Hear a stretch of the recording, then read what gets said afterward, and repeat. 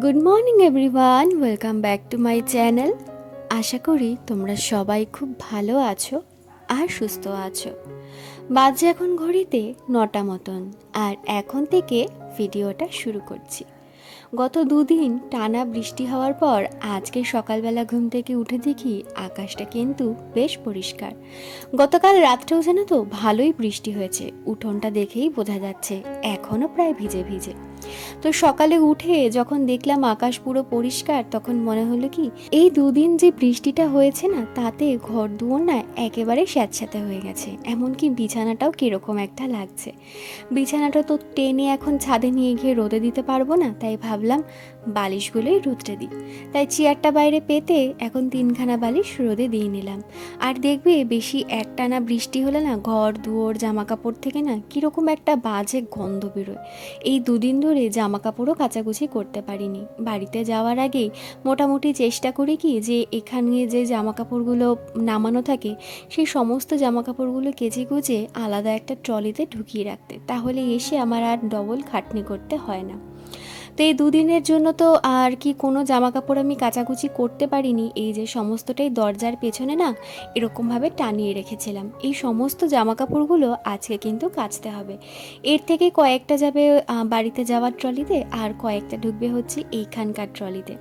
তো এখন সবগুলোই একেবারে নামিয়ে নিলাম, আগে কাচাকুচি করে নিই, তারপর যখন গোছাবো তখন ঠিক করে নেব যে কোনটা ব্যাগে ঢোকাবো আর কোনটা রেখে যাব। চাইলে জানো তো এই 2 দিনের মধ্যেই কাচাকুচিটা করে ফেলতে পারতাম, ঘরে মেলে দিতে পারতাম, কিন্তু ইচ্ছে করেই করিনি। তার কারণ রবিবার দিনকে যা কাচাকুচি করা হয়েছে সেগুলো এখনও পর্যন্ত শোকায়নি। এই দেখো জিন্স টিন্সগুলো তো সব ঘরেই মেলা হয়েছে, তো তারপর যদি আরও এক্সট্রা কাচাকুচি করতাম দড়িতে আর জায়গা হতো না। আর আমার একদমই ভালো লাগে না জামা কাপড় পরিষ্কার করে কেচে কুচে ঘরে মেলতে। তখন মনে হয় কি একটুখানি রোদ্রে দিলে একটু ভালো শুকোবে, রোদটা পাবে, জামা কাপড়টা ভালো থাকবে, এটাই আমার মনে হয়। তো সেই কারণের জন্যই আর কি করা হয়নি। তো জিন্স টিন্সগুলো জানো তো এখনও শুকোয়নি, ভাবলাম বাইরে যখন রোদ উঠেছে যে দুটো জিনিস শুকিয়েছে রেখে দিই, আর জিন্সটা যাই ছাদে গিয়ে মেলে দিয়ে আসি। তো ছাদে গিয়ে টুক করে মেলে দিয়ে চলেও এসেছি, আর এখন চলে এসেছি দেখো ঘরটা গোছানোর জন্য। সবার প্রথমে সকালবেলা ঘুম থেকে উঠে বিছানাপত্র মানে বাসি বিছানাপত্র গুছিয়ে ঝেড়ে পরিষ্কার করে নিয়েছি। এখন যে জামা কাপড়গুলো রাখলাম সেই জামা কাপড়গুলো একটু ভিজিয়ে রাখবো। বাড়িতে যেতে হাতে মাত্র বাকি 4টে থেকে 5টা দিন মতন, আর এই 4-5টা দিনে জানো তো আমার প্রচণ্ড চাপের মধ্যে দিয়েই যাবে। যেহেতু ঘরের কাজকর্ম প্রত্যেকবারের মতন আগে থেকে আমি করে রাখিনি, আর সেই কারণের জন্য কিন্তু এই 4-5টা দিনের চাপ থাকবে আমার প্রচণ্ড। বাড়িতে যাওয়ার আগে ঘরের সমস্ত জিনিসপত্র আমাকে গুছিয়ে গাছিয়ে রেখে যেতে হয়, মানে বুঝতেই পারছো সেরকমই চাপটা পড়ে। প্রত্যেকবার কি করি, বাড়িতে যাওয়ার আগে প্রায় 1 সপ্তাহ আগে থেকে আমি সমস্ত কাজবাজগুলো শুরু করি, তাই বাড়িতে যাওয়ার আগে হিমশিম খাই না, আর কোনো প্রেশারও থাকে না। যখন চেন্নাইতে প্রথম এসেছিলাম আর প্রথম এসে যখন এখান থেকে প্রথম বাড়িতে গেছিলাম, তখন কিন্তু এরকমটাই আমার সাথে হয়েছিল। তখন কোনো আন্দাজ ছিল না যে বাড়িতে যাওয়ার আগে কী কী করতে হবে, কতটা প্রেশার পড়বে আমার। ব্যাস সমস্ত কাজবাজ ওই যাওয়ার 2-3 দিন আগে করতে লেগেছিলাম। তারপরে তো যাওয়ার দিন শরীরটা খারাপ হয়ে গেল, প্রচণ্ড জ্বর সর্দি কাশি যাই হোক।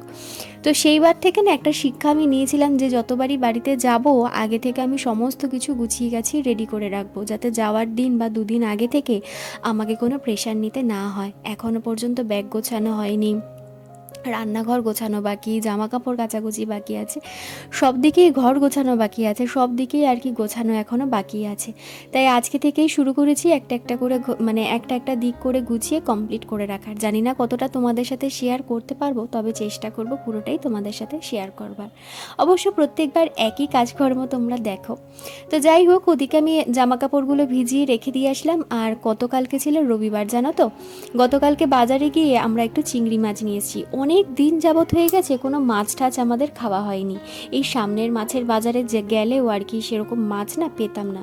নামার মধ্যে তো রুই মাছ আর চিংড়ি মাছই নিতাম, তো দুটো মাছের কোনোটাই না পেতাম না, যেহেতু দেরি করে যেতাম। তো কালকে একটু তাড়াতাড়ি কাছের বাজারটায় গেছিলাম, তো সেই কারণের জন্য পেয়ে গেলাম চিংড়ি মাছ, নিয়ে আসলাম অল্প করে।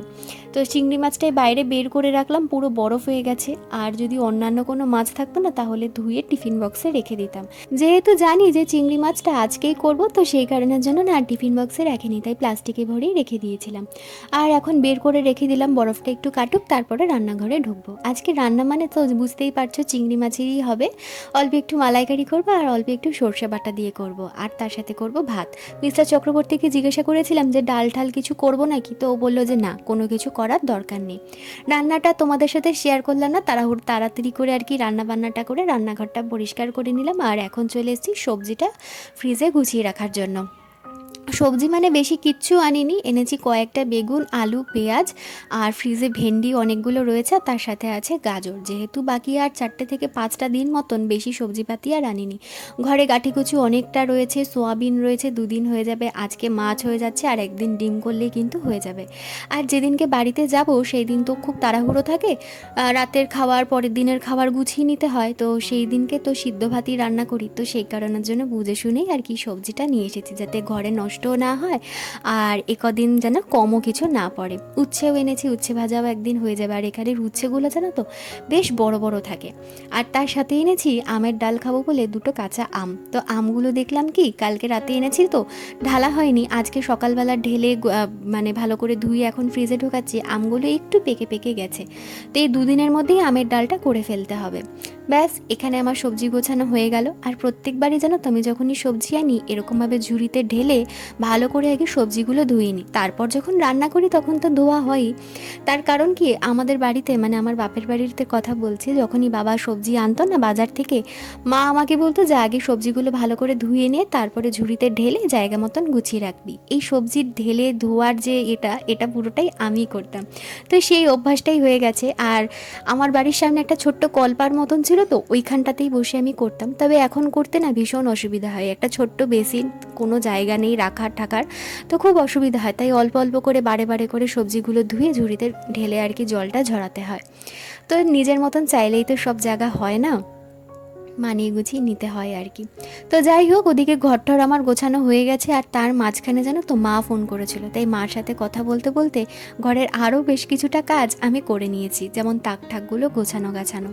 সেগুলো তোমাদের সাথে দেখাতে পারলাম না। তো এখন সোজা চলে এসেছি ঘরটা ঝাড় দিয়ে নেওয়ার জন্য, কারণ দেখতে দেখতে না অনেকটা বেলা হয়ে গেছে, প্রায় 12টা কিন্তু বেজে গেছে। মিস্টার চক্রবর্তীরও খাবার নিয়ে গেছে, আর এখন অনেকটাই বেলা আর কি হয়ে গেছে। এখন তাড়াতাড়ি করে কাজবাজগুলো কমপ্লিট করে আবার বাথরুমে যাব, জামা কাপড় ভেজানো আছে, বাথরুমটা একটুখানি পরিষ্কার করব। আমরা জানো তো প্রত্যেক সপ্তাহে বাথরুম দুজনে মিলে ভাগ করে পরিষ্কার করি। যদি ও না পারে তাহলে আমি করি, বা আমি যদি না পারি তাহলে ও করে দেয়। তো এই সপ্তাহে আমারই ভাগটা পড়েছে, তো এই সপ্তাহে আমিই করে দেব। তো যাই হোক, এখন তো ঘরটা ঝাড় দিতে চলে এসেছি। আর বাইরে দেখতেই পাচ্ছ বেশ সুন্দর কিন্তু আজকে রোদটা উঠেছে। তো এখন তাই ভাবছি যে যত তাড়াতাড়ি সম্ভব জামা কাপড়গুলো কাচাকুচি করে ছাদে মেলে দিয়ে আসি, কারণ আবার কখন মেঘ করে বৃষ্টি নামবে বলা তো আর যায় না, কারণ এখানে এই রোদ, এই মেঘ, আবার এই বৃষ্টি। তো যাই হোক, আজকে জানো তো আজকে থেকে এখানে আর কি পুজো শুরু। তো সবাইকে দেখছি বেশ খুশি মেজাজে সকাল থেকে আর কি নতুন জামা কাপড় পরে আমাদের ঘরের সামনে থেকে অনেকেই দেখলাম নতুন জামা কাপড় পরে যাতায়াত করছে, হাতে ফুলের মালা ঠালা। তো বিকেলবেলা ঠাকুর নিয়ে বেরোবে, যদি পারি তো তোমাদের সাথে শেয়ার করব। তো যাই হোক, ওদিকে ঘরটা ঝাড় দিয়ে মুছে নিয়ে আগে সোজা চলে এসেছিলাম জামা কাপড়গুলো কেচে নেওয়ার জন্য। আগেই কেচে নিয়ে এখন দেখো ছাদে চলে এসেছি। তাও দেখতে পাচ্ছি সেরকম একটা রোদের তাপ নেই, হালকা হালকা রোদ, একটু মেঘমেঘ করে আছে। তাও মেলে দিলাম ভরসা করে যে একটু হাওয়া যা দিচ্ছে সেই হাওয়াতে যেটুকুনি শোকায় তাও হবে, তাড়াতাড়ি যদি দেখি বৃষ্টি পড়ছে তুলে নেব ঘরে। তো সেই ভরসাতেই আর কি জামা কাপড়গুলো মেলে দিচ্ছি এখন। আর এইগুলো না কাচলে নয়, কারণ কবে আবার রোদ উঠবে সেই ভরসায় যদি আমি ফেলে রাখি তাহলে আর হবে না, কবে কাচাকাচি করতে পারবো তাও জানি না। তো সেই কারণের জন্য আজকে একটু রিস্ক নিয়ে আর কি জামা কাপড়গুলো কাচতে কুচতে হলো। গতকালের ভিডিওতে আমি বলেছিলাম যে বৃহস্পতিবার আর শুক্রবারের মধ্যে আমার পরিস্থিতিটা চেঞ্জ হয়ে গেছে, একটা চিন্তার মধ্যেই রয়েছি। তো সেখানে এক দিদিভাই আমাকে কমেন্ট করেছো যে কোনো প্রবলেমই হয়নি, শুধুমাত্র ভিউজ কামানোর জন্য এরকম কথা আমরা বলছি। একদমই কিন্তু সেটা নয়। একটা কথা জানো তো, যখন কারোর উপরে খারাপ সময় আসে তখন কিন্তু শুধু সেই মানুষটাই বুঝতে পারে খারাপ সময়ের গুরুত্বটা, আশেপাশের মানুষ কিন্তু সেই জায়গাটা কখনোই বুঝতে পারে না। আর আমি যে বলিনি কি প্রবলেম, সেটা তোমরা 2 দিন পরেই জানতে পারবে কেন আমি কারণটা বলিনি, আর কি কারণ সেটা সবটাই বলবো। তো শুধু সময়ের অপেক্ষায় থাকো, অবশ্যই তুমি আমার ভিডিও দেখো তাহলে জানতে পারবে। তো যাই হোক, এই কথাগুলো নিয়ে না আমার নেগেটিভ কমেন্টের রিপ্লাই দিতে খুব একটা ভালো লাগে না, তবে কালকে কালকে যখন দেখলাম না যে শুধু ভিউজের জন্য, এই কথাটা আমার খুব খারাপ লেগেছে। ভিউজের জন্য হলে অনেক কিছুই করতে পারতাম, অনেক কিছুই দেখাতে পারতাম, অনেক কিছুই বলতে পারতাম। ভালোবাসি তাই এখন অল্প ভিউজ পড়ে তাও ভিডিও শেয়ার করি, কারণ আমি ভালোবাসি ভিডিও বানাতে, ব্যাস। তো যাই হোক, দেখো তোমাদের সাথে কথা বলতে বলতে আমার কিন্তু জামা কাপড় মেলা অলমোস্ট হয়ে গেছে। আর গতকাল তো দেখেইছিলে যে আমার দড়িটা ছিঁড়ে গেছে, এখন আর দড়িটা টানাবো না, কারণ এই বৃষ্টির আর রোদ আবার দড়িটা পচে যাবে, বাড়ি থেকে ফিরতে আসতে না আসতেই দড়িটা পচে যাবে, ওর জন্য আর এখন টানাইনি দড়িটা। তো এরপরে স্নান টান করে পুজো টুজো দেওয়া হয়ে গেছে, আর এখন চলে এসেছি খাবার নিয়ে খেতে বসবো। এখন প্রায় 1:30টা কিন্তু বেজে গেছে।